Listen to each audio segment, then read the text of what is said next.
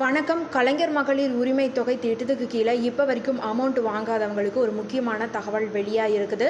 அதாவது இந்த ஒரு திட்டத்தில் குடும்ப தலைவி அல்லாதவங்களுக்கு பணம் கிடைக்கும். அதாவது ஒரு வீட்டில் அப்பா 2 மகன் 3 மகள் இருக்கிறாங்க அப்படின்னா, யாருக்குமே திருமணம் ஆகலை அப்படின்னா, அம்மா உயிரோடு இல்லை அப்படின்னா, வீட்டில் இருக்கிற 21 வயது நிரம்பிய முதல் பெண்ணுக்கு பணம் கொடுப்பாங்க. அவங்க குடும்ப தலைவி இல்லை அப்படின்னா கூட இந்த ஒரு திட்டத்தின் மூலமாக பணம் வழங்கப்படும் அப்படின்னு கவர்மெண்ட் அனௌன்ஸ் பண்ணியிருக்கிறாங்க. அந்த விண்ணப்பத்தை செக் பண்ணி பார்த்துட்டு அவங்க தகுதியானவங்களாக இருந்தால் அவங்களுடைய விண்ணப்பம் ஏற்றுக்கொள்ளப்படும் அப்படின்னு சொல்கிறாங்க.